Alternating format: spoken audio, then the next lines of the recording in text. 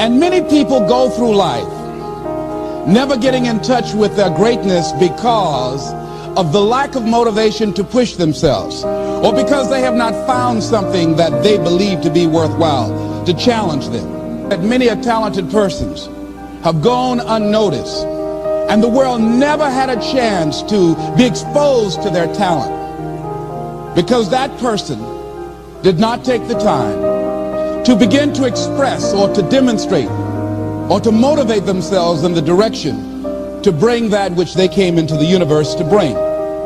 Many people will leave the universe without a trace. No one will know they were here. And in fact, under their name, we could put under there, not used up.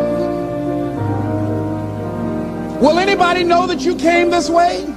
What contribution are you giving? What will you leave? What will be different because you came this way?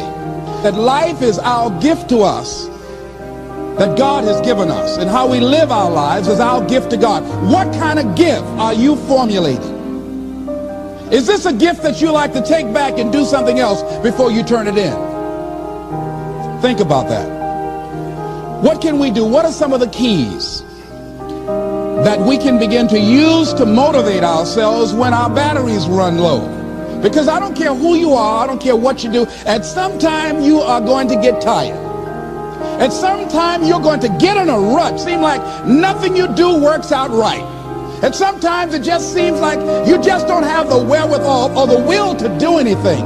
That sometimes you act like you're punch drunk. You're just wading through life, just doing time day in and day out, looking at non-discriminatory television, anything that's on, just looking. And depressed, feeling powerless, feeling useless, and bored. What do you do? How do you get yourself out of a rut? How do you, when you know you can do more than what you've been doing and you're not doing it and you're discontent with where you are, you get angry at yourself. How do you get out of that rut? How do you motivate yourself? One of the things that we must do is that we must be involved in working on achieving self-mastery. You must work on yourself continuously. Never be satisfied with yourself. Always know that as you invest the effort and time on you, that's the greatest ability that human beings have above animals. See, a dog can't be anything but a dog. Tree can't be anything but a tree. Human being, you've got unlimited potential. You can put effort on you, and by concentrating on you and developing you, you can transform your life wherever you are right now. So you want to work on yourself. You want to read books that inspire you and motivate you. You want to listen to tapes over and over and over again. And I suggest that you listen to tapes when you first get up in the morning. You want to control the spirit of your day. When you first wake up in the morning, your mind is operating at 10.5 wave cycles per second. That's when the subconscious mind is most impressionable. Whatever you hear in the first 20 minutes when you wake up, that will affect the spirit of your day. When you listen to tapes, listen with relaxed belief, believing that this can happen for you. And by listening to them, listen to them over and over and over again, and you will get a breakthrough. You can listen to the same tape for months, and all of a sudden you hear something you never heard before. It have a special meaning for you. Or read the same book over again, and you find some special insight. You said, I can't believe I didn't see that the first time. So you want to be involved in developing yourself. Most people won't do that. Most people won't take that kind of effort and invest that kind of energy in themselves, because they will fall prey to that conversation within. Oh, don't do that. You don't have time. You're too busy. You're too caught up in the rat race. Most people won't do that. Well, they won't take time to go to lectures. They won't take time to go to seminars. They won't take time to go to classes to improve themselves. And as you continue to work on yourself, you will begin to expand your vision of yourself. You begin to work towards self-mastery, and you will begin to see it reflect itself in all the dimensions of your life: your mental life, your physical life, your social life, in your relationships, your monetary life. So concentrate on developing yourself, because if you don't, I guarantee you that you will make a settlement, and most people have, and most of us already have. What kind of settlement have you made with your life? Many of us are making in-life settlement. We're settling for less than what we actually deserve. We don't feel good about it, but we make it work in our minds. We'll come up with some kind of excuse to make it all right. What kind of settlement have you made with your life? Many of us settle for less than what we want out of relationships because we don't have the courage to change them. The next thing is, in order to begin to find some keys to self-motivation to drive yourself, in addition to working on yourself, and as you work on yourself, you feel good about yourself, and as you feel better about yourself, you treat yourself differently. Develop a health plan. See, you can't feel well and do well if you don't have good health. You can't perform if you don't have your health. Your health is valuable. Develop a health plan. A plan that you will follow, because this is the only vehicle that you have to carry you through this experience called life. And you want to take good care of it because you love you enough. You care enough about you. And that's not easy. It is not easy having a health plan and sticking to it. But you're worth it doing it again and again and again. Next thing is, as you take care of yourself, the next key is keys to motivation, to self-motivation. You want to live life with energy and passion. You want to make a conscious effort to be lively. See, in life, you either saying hello or goodbye. You either on the way or in the way. You want to be happy. You got a lot to be thankful for. But you watch some of the faces around you every day. And I tell you, some of these faces, they will put you in a depressed state of mind. So you want to avoid these kind of faces. When you see them coming, turn your head.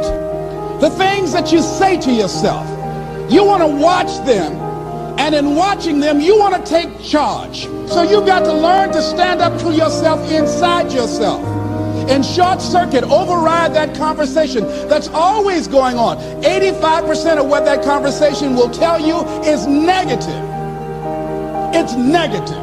It will tell you you're tired when you really are not tired. It will tell you you can't do it. It will fill you with fear. So you've got to watch that conversation. And when you find it going on, you've got to stand up to it and say, I'm going to do this anyhow. I'm afraid, but I'm afraid not to do it. And I'm not going to let you stop me. The biggest challenge that you will have in life is you. There's an old African proverb that says, if there's no enemy within, the enemy outside can do us no harm. The next thing that is a key to self-motivation is that you've got to ask yourself, what do I want out of life? What do you want out of life? What do you want out of a job? What do you want out of a career? What do you want out of a relationship? What do you want? What gives you your life? How will you know when you got it? What will make you happy? You need to know. You need to start asking yourself some questions. What do I really, really, truly want? You need to be exact about that. Don't be vague. Oh, I just want to be happy. That's too vague. What will make you happy? How will you know when you got it? Zero in on it. Be exact. Be specific. And as you do that, that will stimulate that superconscious mind, or the reticular activating system of your mind, that will begin to find those things, to identify with it. And once you begin to determine that which you want, take the time to write it down. Don't just think about it. Write it down. That is a subjective process that engages the subconscious mind. Write it down. Once you write it down, read it 3 times a day. Morning, noon, and night. Why is that important? Because what it will do, it will cause you to focus. It will cause you to concentrate. When that other conversation is going on telling you what you cannot do, telling you all of the impossibilities and all of the obstacles, your concentrating will begin to create a larger vision within yourself, and you start looking for and seeing some new opportunities. You start creating some openings for yourself. As you begin to read that every day, day in and day out, that will make you focus. That will discipline your thinking. And you'll get all kind of creative ideas. As I talk to you right now, being involved in this immersion process, you're going to create some openings for yourself. You're going to get some ideas. You're going to feel your adrenaline flowing, and you're going to think about something, some idea you had. You say, I want to go back and I'm going to look at that again from a different vantage point, not from the level of the problem or the obstacles that I encountered, but from a higher vantage point. Because what you will begin to see and to know as I talk to the higher consciousness within you, that you are powerful, that you are a miracle worker. And that inner conversation has conditioned you to believe that you are not. And as you begin to discover the truth of who you are, whatever challenge that you're facing in life, and if you're living, you're facing some challenge, you'll begin to know that you're powerful and that you're a miracle maker.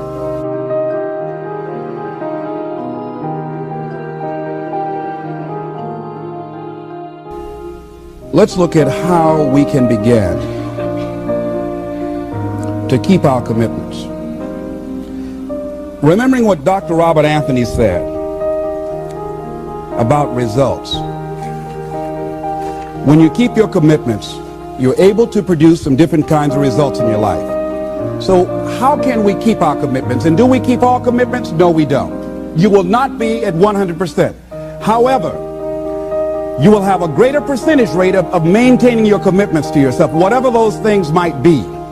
If it's going into business, if it's changing a habit that you know that works against you, if it's overcoming self-destructive behavior, if it's retraining your thinking, if it's reinventing yourself, if it's trying to begin to design your relationship differently, all of us have the possibility, by focusing and really harnessing our attention and concentrating on it, we really have available to us the power to honor our commitments in those particular areas. So number one, make it priority. See, no one would go get on an airplane if you thought your chances of getting there to your destination were as good as your luggage. Am I correct?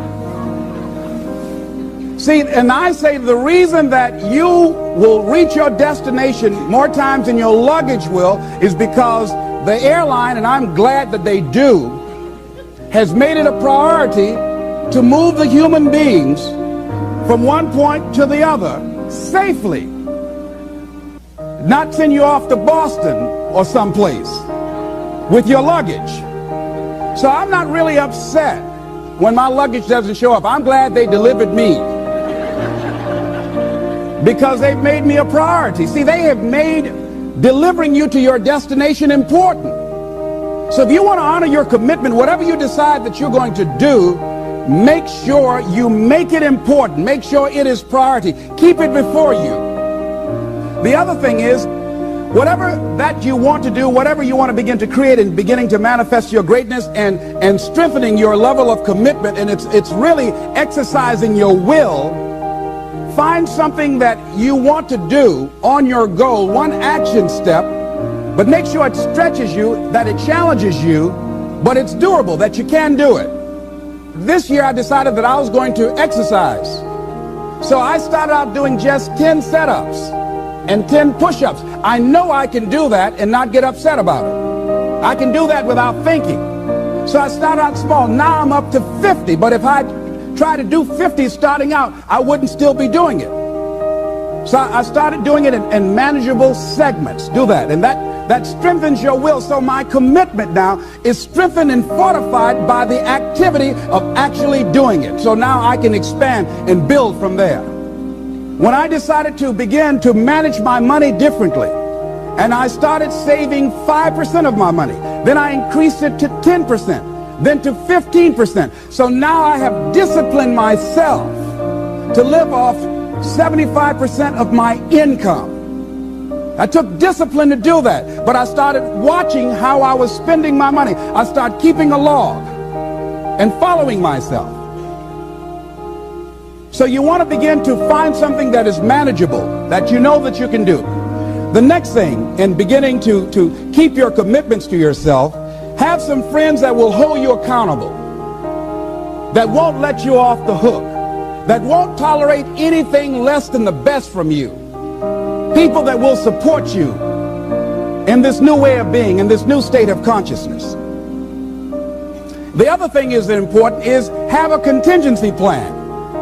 See, many times when you make a commitment to do something, there are some other variables that will happen that you can't control or you perhaps did not think about. So you want to have some other plans going on. You want to become creative. See, most people don't keep their commitments because when something goes wrong, they just stop. They don't have a contingency plan. So they don't know what to do next. Start being creative. If you challenge yourself, many times we say, I don't know what to do. And I always ask myself, but if you did know what to do, Les, what will it be? That activates another part of my mind. I start thinking about the possibilities and just experimenting. But many of us just stop dead in our tracks. I don't know what to do. You do know what to do. You've got genius in you. Challenge yourself. Push yourself. Make yourself come up with something. Use your imagination. And what you will find is that you know more than you realize that you know. That you're more creative and more resourceful than you realize that you are. And as you do that, the more you do it, the easier it will become. At first, it's going to be a struggle. And after you get into a certain level of consciousness, you will ask yourself, how is it that I didn't see this before? At the level that I'm managing my business now, they say consciousness is what we are. I literally look at myself and say, how is it that I didn't do this before? Why is it that I couldn't see this before? And the reason that I didn't see it before, because I didn't challenge myself. I didn't put myself out here.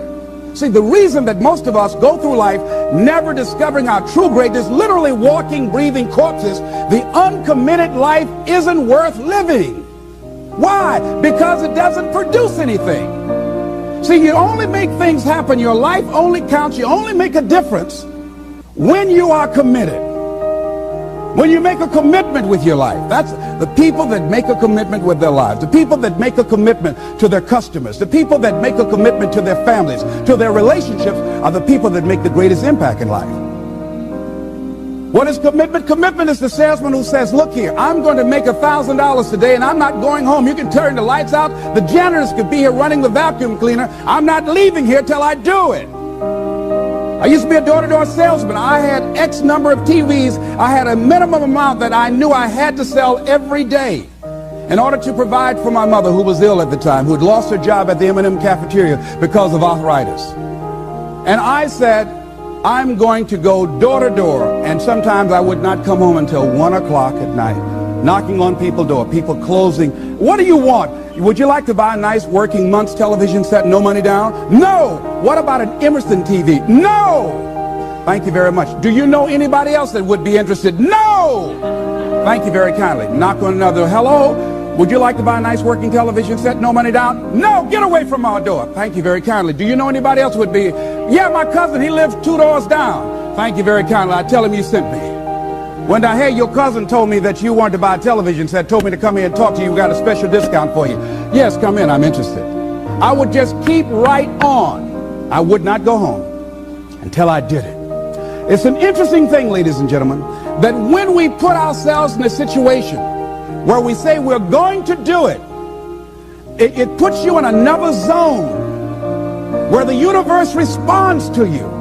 When you have that kind of consciousness, see, the universe responds to the man or woman that refuses to be denied, because that is your commitment. That business that you want, that book you want to write, that dream that you have of controlling your destiny, that is yours. That power to create that and to manifest that, that is yours. That's available to you. But you've got to be willing to stand there and face disappointment, not have support, be lonely, doubt yourself sometimes, be rejected again and again and again, become bankrupt if necessary, again and again and again, and refuse to turn around until life gives it up. Nothing can resist a person that has that kind of commitment. The people that have made a difference on the planet. When a John F. Kennedy said, we will go to the moon in the next decade, he spoke it. That was a commitment, and people shared that vision. People bought into that. We've had all kind of examples in history where people have made declarations, who have committed their lives to bring about a difference. There are people who are taking a stand today against hunger. I guarantee you it will be a part of our past at some point in time. Someone took a stand against polio. It no longer plagues us as it once did, because someone said, it is my commitment to eradicate it from the face of the earth. Someone made the commitment. The reason that we're here and enjoying the democracy that we have, someone made a commitment that whatever is required If it means that I die, I remember Paul Robeson, here I stand, for I can do no other. And that's how you must be. Commitment means standing up for your life. It means honoring yourself. It means beginning to say and to see and recognize your alignment and oneness with the universe, and that you are a channel for life to express through. And we short-circuit it with anger. We short-circuit it with fear. We short-circuit it with envy. We short-circuit it by being lazy or apathetic or giving up easily. Why? We say, oh, it's too hard, it's too hard. We don't challenge our spirit. Ladies and gentlemen, there's nothing as powerful as the human spirit. You can't destroy it. You can pervert it, but you can't destroy it. I was reading Man's Search for Meaning by Viktor Frankl. What a powerful book. I'm reading it now for the 7th time. And he gives so many graphic examples of the power of the human spirit. And so what are some of the things that can fortify us and give us the kind of inner strength that will allow us to forward ourselves into the future by manifesting our commitments? Number one, commitment means in some cases going back to school, getting some training, sitting up in classes with people younger than you, putting yourself in a position where you don't know and that is awkward and uncomfortable, but because of your commitment to develop yourself, or to go back to school to get a high school diploma or to get a college degree, that it doesn't matter, feeling dumb and saying, what am I doing here, setting up in some boring class? Commitment could mean a lot of things. It could mean that you begin to go back. You got to back up sometimes. It means to back up and not give up, to regroup, back up and regroup and come back again. Because life has waylaid you, because you got knocked down. I know when I was working on my dream, there were times I lost my house at one point. I lost my car. I was broke. My credit was bad. I was sleeping at different friends' houses on their couch or on the floor. There were times, months, that I slept on the floor of my office and got up early and dressed before my staff got there to give them the impression that I got there early before they did. And we all pretend not to know what we knew, that the boss was staying in the office. So we never talked about it. But I refuse to give up on my dream. And what happens? They say, you know, in the prosperous years, you put it in your pocket. In the lean years, you put it in your heart. It makes me appreciate it even more. Even more. I wouldn't trade it. I wouldn't trade it for anything. The disappointment, the pain that I've gone through by keeping the commitment. Keeping the commitments that you have might mean taking a stand that's unpopular. Something was said one time. When you take a position, it says, cowardice asks the question, is it safe? Politics asks the question, is it popular? But conscience or commitment asks the question, is it right? And see, most people rather operate from the first two. Is it safe for me to take this position? I remember when I was a state legislator, I saw guys and women who believed in legislation very strongly, but because the Speaker of the House said, we won't go with that, they backed down. And they felt bad about it. They wouldn't take the position because they didn't want the Speaker of the House to be angry at them. They wanted to be all right with all of the rest of our colleagues. See, it takes a great deal of strong courage and commitment on your part to step out a line. You know, Henry David Thoreau says, if a man doesn't keep pace with his companions, perhaps he's listening to the beat of a different drummer. Let him dance to the music that he hears, however measured or far apart. When you are committed, you're dancing to the beat of a different drummer. Don't expect people to understand you. Don't expect it to make sense to anybody why you've got to do this, why you have got to go, why you leave. This is a good job, I'm going. They pay you well, I'm going. You just a few years for retirement, I'm going. Why? I don't understand. You don't have to. Here's what I suggest. Number one, that does happen, so take total responsibility for it. Just own it. Don't make any excuses on why you gave in. or why you didn't come through. Just own it and face to flack whatever it is. And stand up inside yourself. Next thing is, assess the situation. How did you get here? What happened that you broke down, that you had a breakdown and you surrendered? What happened? What was going on? See, when I used to go on a diet, and I no longer do that, I've made a commitment to a healthy lifestyle. I used to eat up until 12 midnight on Sunday. Anything that wasn't moving. And on Monday, I would get up and eat a fruit, get a light fruit breakfast, and for lunchtime, I would fix some broiled chicken and meticulously peel the skin off and eat the chicken, and then eat the skin.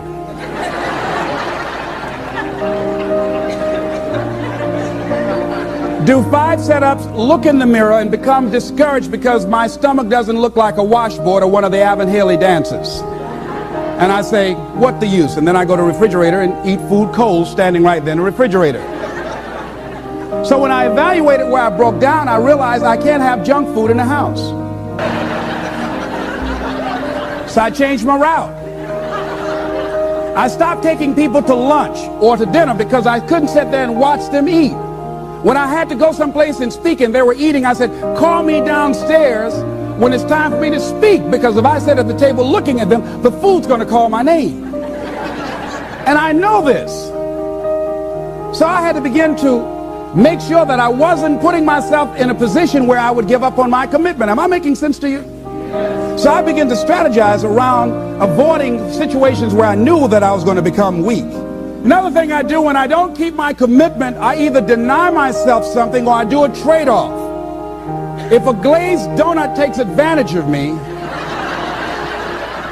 then I require myself to do an extra 25 setups, or I walk for an extra 15 or 20 minutes because I got a hammerlock on my head and say, come on over here.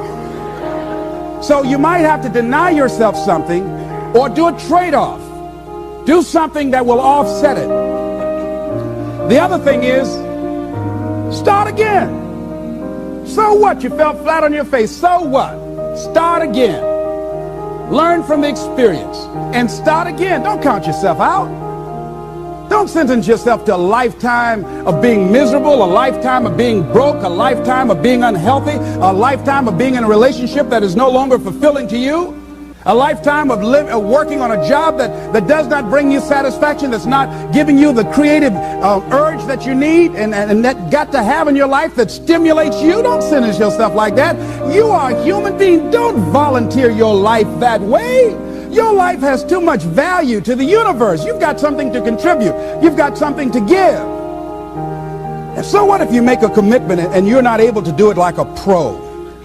That you're not good as everybody else. Live in the moment. I like what this says. Look to this day, for it is life, the very life of life. In its brief course lie all the realities and verities of existence, the bliss of growth, the splendor of action, the glory of power. For yesterday is but a dream, and tomorrow is only a vision. But today well lived makes every yesterday a dream of happiness, and every tomorrow a vision of hope. Look well, therefore, to this day. See, if we just start enjoying where we are, if we make that kind of commitment to enjoy where we are, to experience the experience of life where we are, to do all we can right now where we are. Forget about the mistakes yesterday. Forget about all your failures yesterday. Forget about what you don't have. That's not important. Only thing that we have is right now. Right now, right now. And I say that life is calling on you to call forth on that.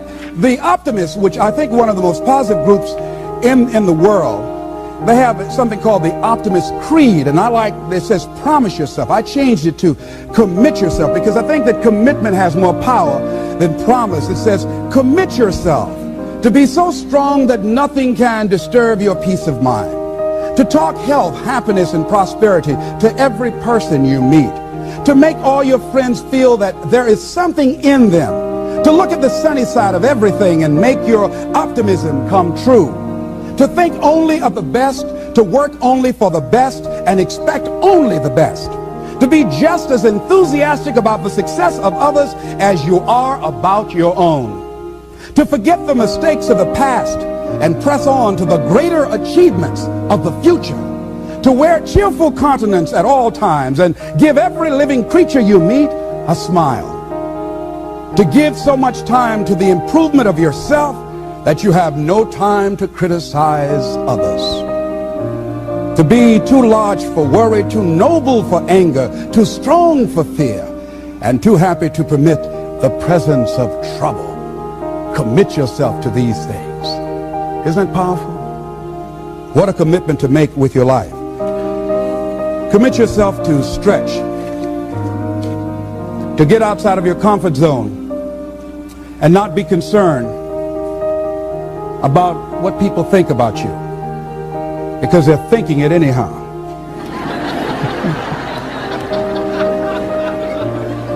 Don't worry about what they will say. They're already saying it.